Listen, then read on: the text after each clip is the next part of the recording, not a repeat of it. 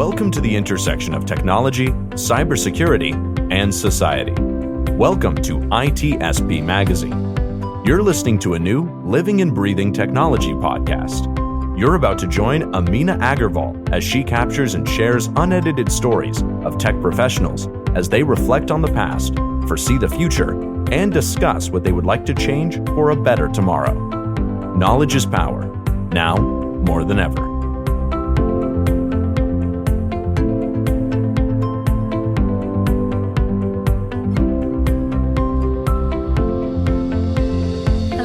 Welcome to our second episode of Living and Breathing Technology. I'm your host, Amina Agarwal, and in this show, we talk about different aspects of life, a life that is away from technology. I believe that the past 2 years have taught us to be resilient and have forced us to value time. This reminds me of one of the famous sayings, yesterday is gone, tomorrow has not yet come. We have only today. Let us begin. With this, I would like to welcome our guest, Tash Bettridge. She's a proud Maori female security professional who has broken many traditional barriers in her pursuit of connecting Maori Pacifica community with security knowledge. Tash also co-established the online community that is New Zealand Network for Women in Security. She's a teacher, actor, IT professional, and a remarkable mother. She's a recipient of many industry-specific awards related to diversity and inclusion initiatives, and most recently was recognized as a DefSec Women in Security for Indigenous Advocate category. I call her a firefighter, as she is a high-spirited woman who is always ready to help and give a shoulder to lean on. Let's hear more about her journey in her own words. Hi, Tash. I'm so excited to have you on this show. Welcome. Kia ora koutou, ko Tash Bettridge toku ingoa. So, good afternoon, everyone. Just translating to my name is Tash. And yeah, I'm really humbled to be on the show. And it's a great experience. And I would love to share more about myself and my journey with you. Awesome. Thanks, Tash. I know, right? It's been a long journey, I think, for both of us, that we got to know each other from this small community of women in security in New Zealand. And that is how we got connected. And then we have these common interests that we share. We'll talk more about those as well. But first, let me get you to talk about yourself and your journey, how you landed up in security or in tech in general, because now you've moved from security. So let's begin with your journey. Thank you. So when you started reading my introduction, part of me is thinking like, oh, so much bragging, but it is what it is. Like, we should own our achievements and own our experience. Absolutely. And it is a journey, and it's not an easy journey. And even with all these accolades or, the experience of wearing different hats, it is a journey and a pathway that I've been on and continuing to grow on. So a bit about me. So I'm Tash. I'm a solo mother of 2 beautiful girls. I was a teacher, but I started off my career in tech support. So I was doing some tech support, and I was doing that while I was studying education, was a teacher, traveled around US, Mexico, Australia, came back to New Zealand and started working with my whānau. Whānau means family and te reo Māori. And I was working with them in a film company. So we did localized film productions. There was a show I was assisting with called Whānau Living, and doing a bit of a production assisting and some video reviewing and some website updates. So when I was doing that, a part of me wanted to learn more about digital technologies. I enrolled at Unitech, which was really close to my house, actually. I enrolled at Unitech AUT and University of Auckland to upskill in the digital area. And I got accepted in all three locations, but what really drawn me with Unitec was just how small the classes are. And being kind of an introvert as I am, I kind of like that small environment where I could just ask teachers and get to build in the relationships a lot better.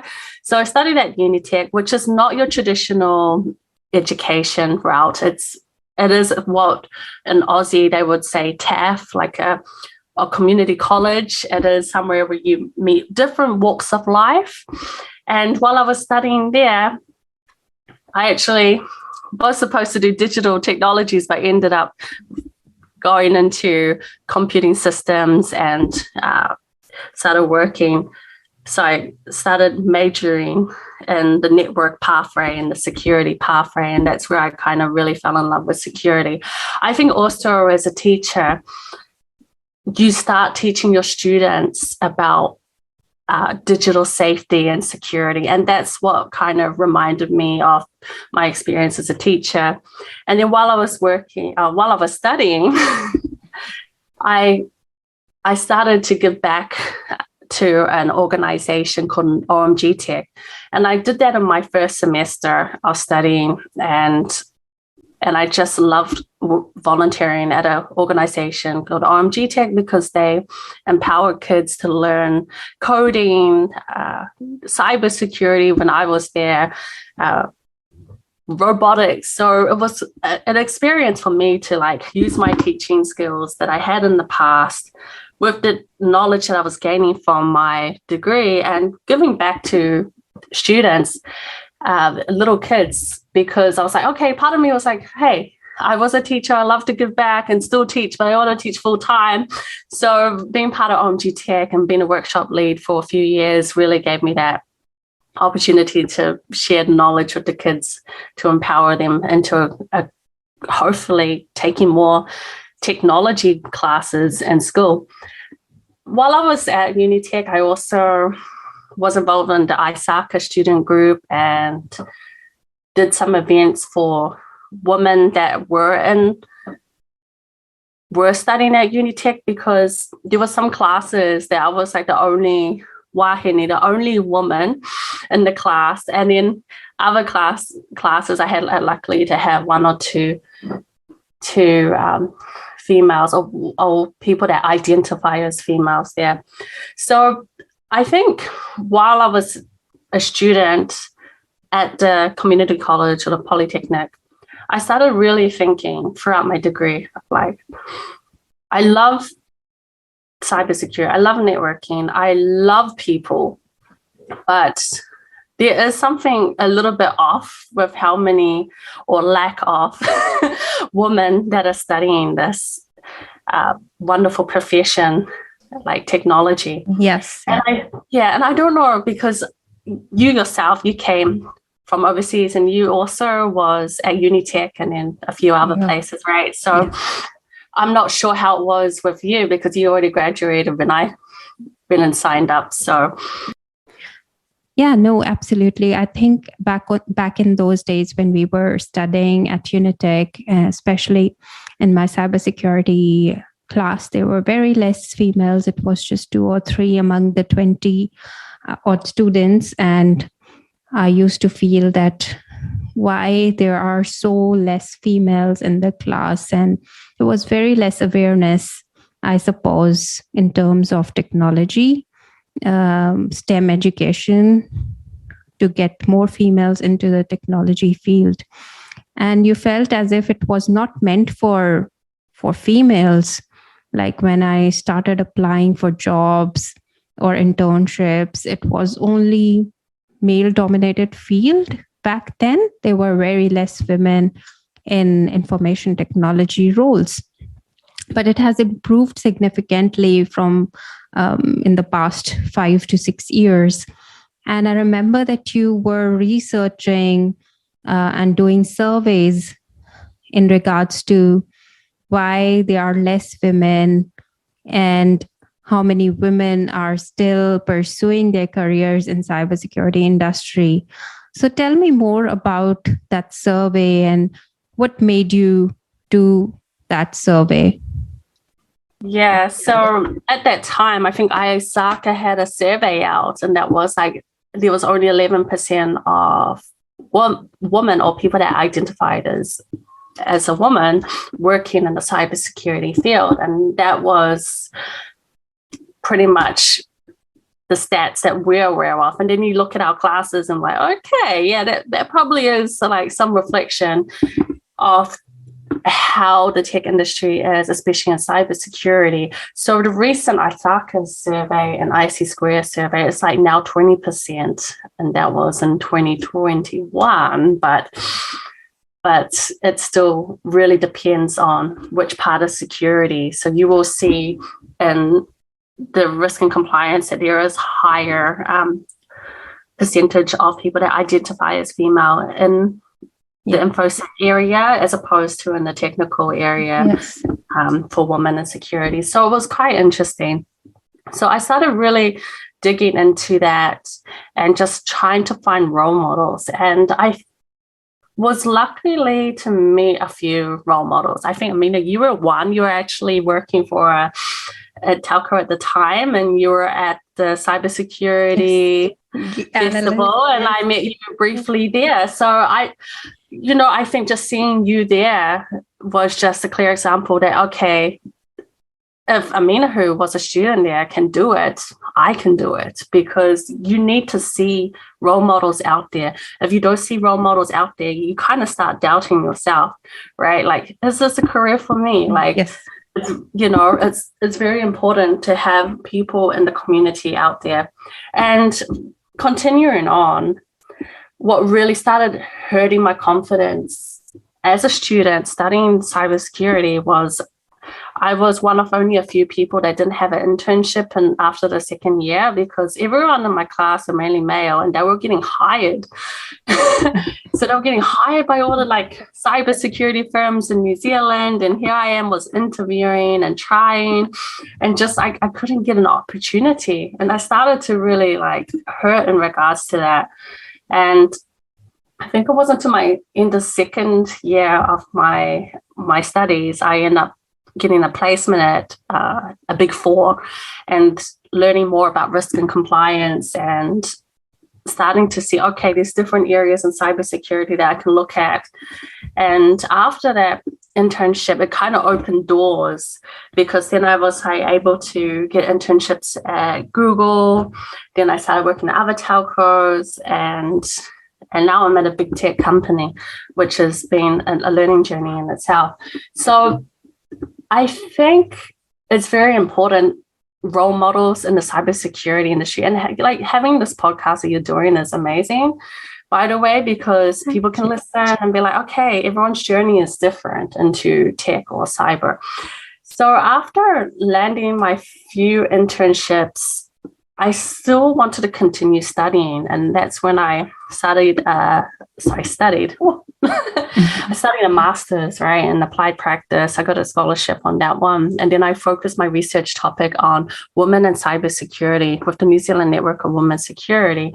So when that network was starting to get established, I met a wonderful lady from Canada called Bonnie, who introduced me to Sai Honig. And Sai, she's a wonderful person to me, because at the same time she was trying to establish a women network for years, and she was doing a lot of work of ISACA at the time. So we were trying to find, okay, what does the New Zealand network look like? We just didn't really meet people in person. It was mainly online.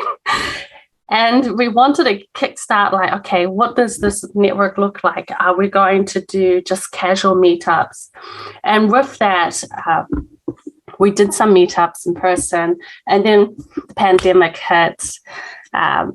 We ended up getting partners, and then it was a bit of a journey in itself. So that's how the New Zealand Network was created. And then we have all these wonderful people that volunteer how they can, because we know it's not a not-for-profit at this stage. It's an unincorporated group, and everyone has a different vision and goal of how the network looks like.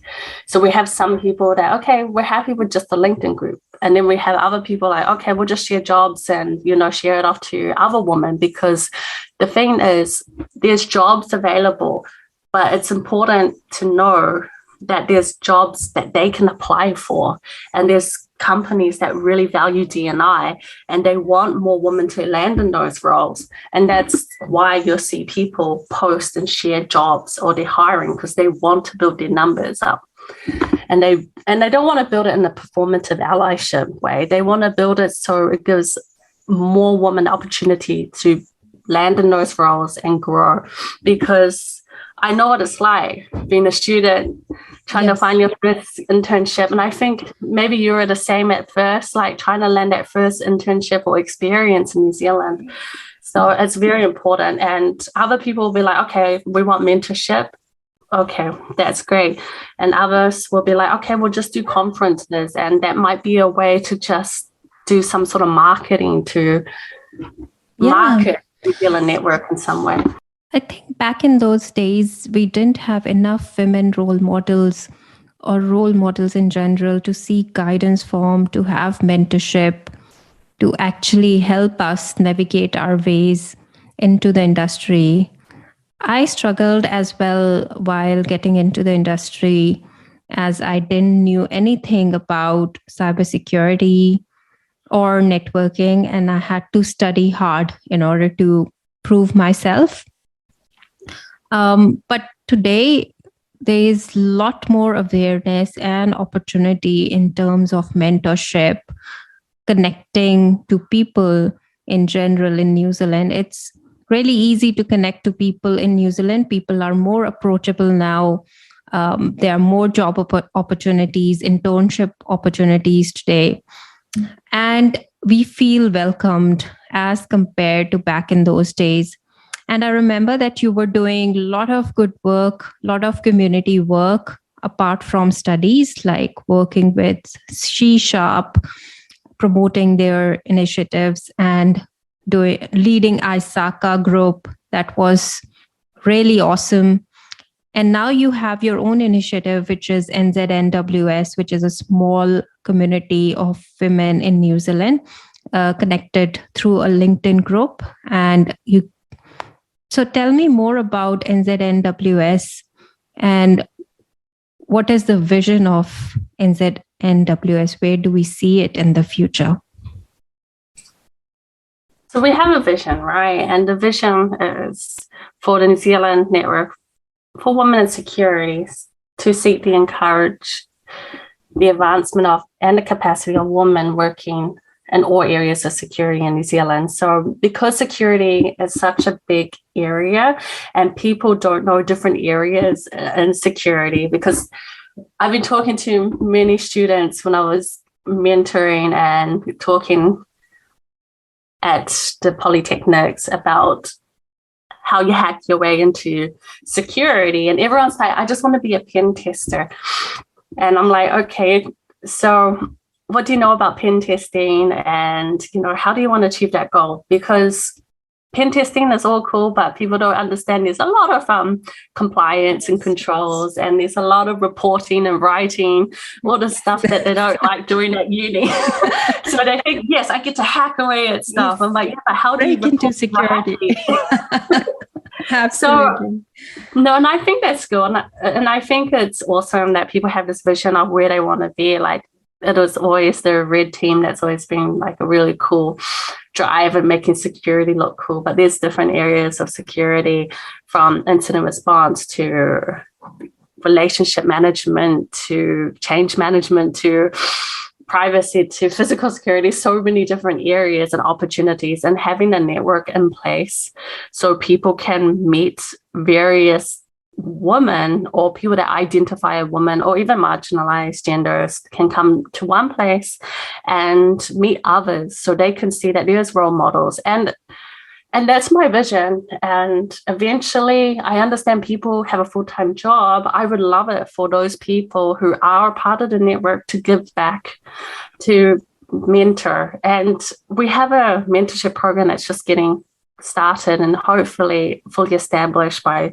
February, because uni comes back, where women have, from our network, have asked to mentor uni students or career changes or just people that want to learn more about security and help with the demands, because there's a demand. People are like, there's a cybersecurity gap around the world, right, of skilled workers, but there's a whole bunch of people that actually want to learn, and they have diverse skills and abilities that can help build up the cybersecurity workforce. And that is my goal, is to help those women and gender minorities to be able to find a place where they can get mentored and eventually pay it back. Because I do this network not for it to be a network for profit. It's a network for giving. And yes. And that's what their goal is. And I hope more women or other gender minorities can be like, okay, I want to give back. I see a value in giving back. So maybe they're not always on LinkedIn. Maybe the people that are giving back are actually on other social media networks, or they're not even on social media, because, a lot of security people don't like being on social media. Yes. So, yeah. so find the right connections. Yeah. And I think back from where NZNWS started, and it has grown so much, like look at the numbers that we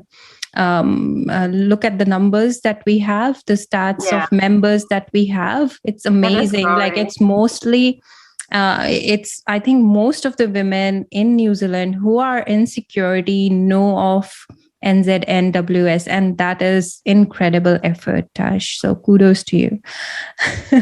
Yeah, so it is a joint effort. Like, I do have to acknowledge the SAI has done her bit in Wellington for different security groups, but she does focus on like cloud security and also, like techno-racism side. So I also thank her for sharing her experiences there, because I also want to highlight the other team members that have recently joined and really establishing upcoming events, because they are doing a wonderful job, and they know it's not paid. The payment is their time, right? So, and I thank them for everything they commit and contribute. So stay tuned. There's going to be more happening this year.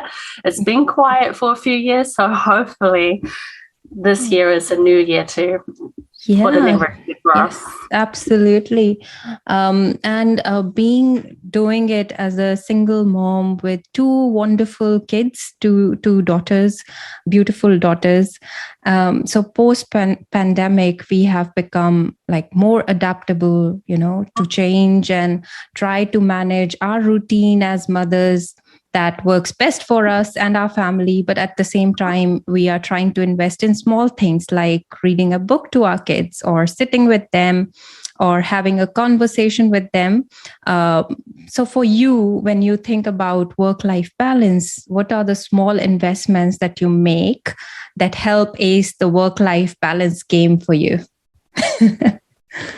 Oh, that's a really big question. But at the same time, when it comes to work-life balance for myself, because work in itself can be a number of things. Like working on this network, right, I would say, is something that I'm really passionate about, and I spend a lot of my spare time to actually focus on it this year. As well as I'm very fortunate to have like a remote job. So my role is remote, and my manager is really supportive. So I have that flexibility to, if I need to stop off in the middle of the day, I can to go see my kids or meet with a teacher, etc. I have that flexibility, as well as just taking time out for myself. Like if I'm feeling a little bit tired, or, I feel like I need some time for myself, then, I have that flexibility to be like, step away from the screen, go for a walk outside. New Zealand's quite beautiful. So yes, we have lots of parks and close to a lot of beaches. Yes, it's true. We are near beaches. So I love just walking around the beach, and I don't live literally on the doorstep or anything. It's not that close, but it is still quite near, and there's parks pretty much everywhere. And I just love being outside of nature and just like soaking in the environment. So that is really the time I can just practice some mindfulness, Yes. Close my eyes, take a deep breath, really just like think about nothing. Just time for myself. Other things I like to do, I do like reading. I was actually reading this awesome book. Wow. I do like to Rupi Kaur. So this book is Milk and Honey. And so Milk and Honey is like a collation. I'll say a collation. Oh my gosh, my language today. So it has a little bits of like poems that she has wrote about. And I really love how she articulates her words and her experiences in different chapters. So yeah, if you ever have the chance, look up Rupi Kaur. I'm probably pronouncing her name wrong. So if she ever comes to this podcast and hears me pronouncing her name, I apologize. But it's a New York Times bestseller, and it's like short little poems about different experiences of her life. So I love that. And apart from that, having a tea or coffee is another way I can just relax. Talking about coffee, coffee with start our day with coffee, and then let's talk about business. So pretty much. I think I told you once, right? Like I kind of need to start my day with like 3 cups of coffee. Yeah, I do my best. To have like plunge of coffee and try and limit the dairy intake. But yeah, I just can't. Like, I just love coffee so much, and everyone has their own go-to. Some people love tea. I think New Zealanders are big tea drinkers. Yes. So you're talking about your big English breakfast tea drinkers. And when I lived in Australia and the UK, the US, sorry, like tea wasn't really a big morning drink for a lot of people. So yeah, it's very popular here in New Zealand to have like English breakfast, and I think that's from the UK side. They kind of definitely.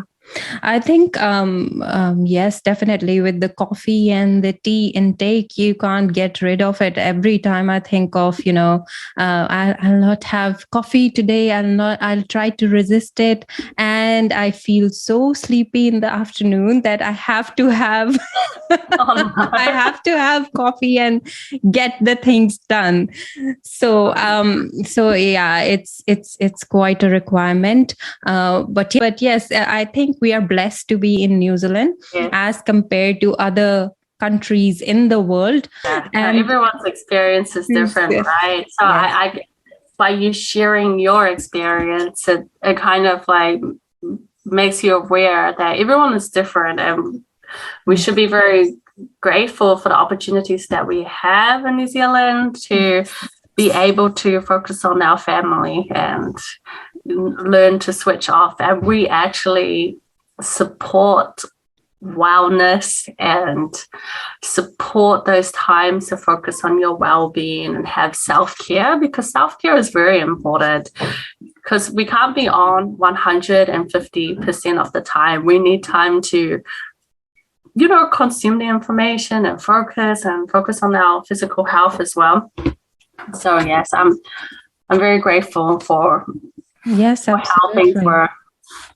For having time for hobbies, interests, and you name it, and you get it in New Zealand. So we are so fortunate to be here. And now it's time for a killer question.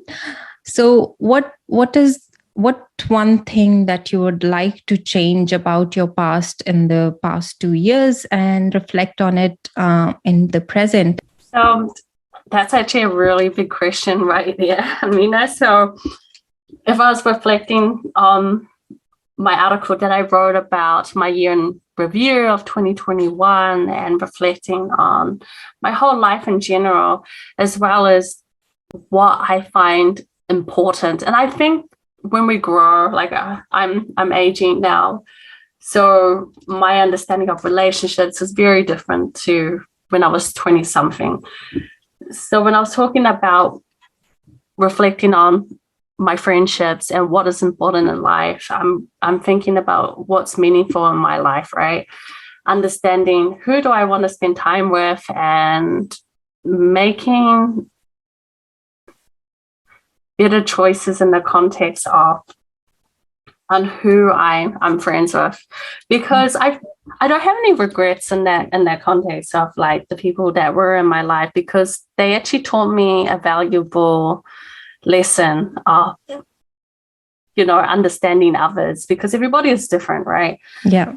So I think I wouldn't say it's a regret, because lessons need to occur in this lifetime for us to know what we want in life and have boundaries in place. Last year, and I think in general, a lot of people were on edge. And for me to have that awareness that, you know, I'm not perfect. I could be a better friend, right?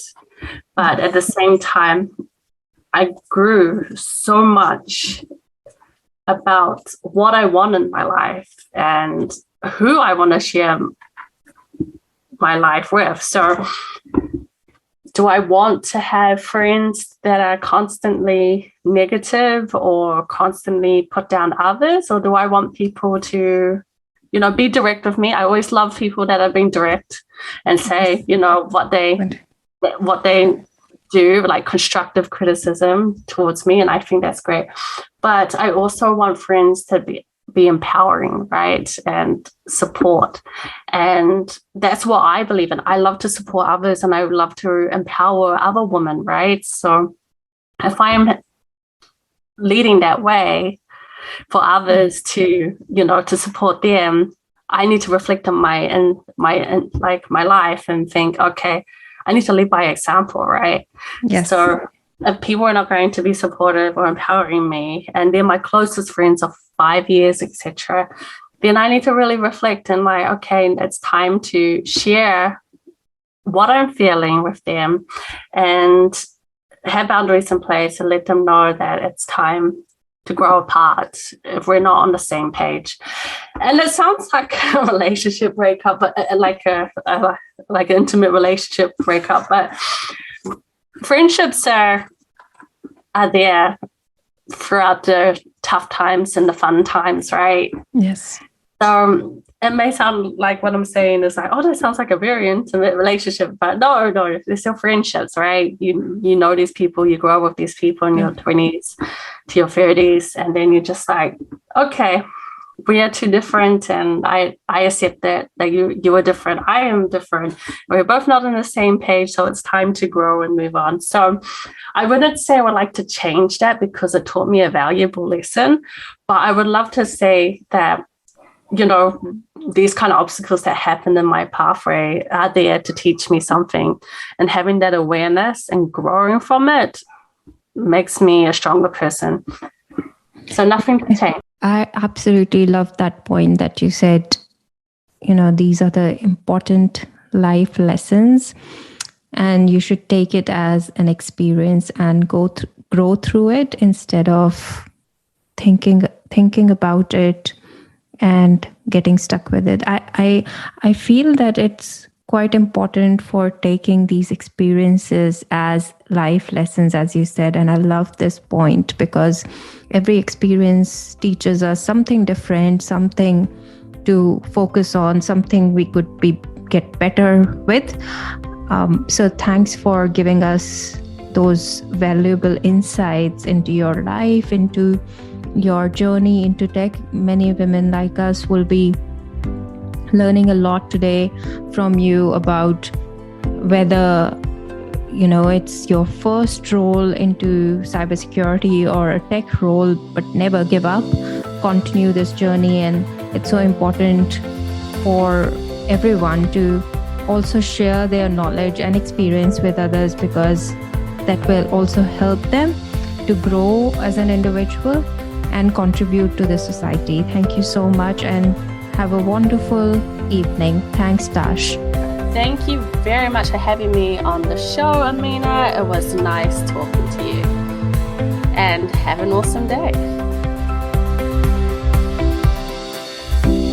We hope you enjoyed this episode of Living and Breathing Technology Podcast with Amina Agarwal. If you learned something new and this podcast made you think, then share itspmagazine.com with your friends, family, and colleagues.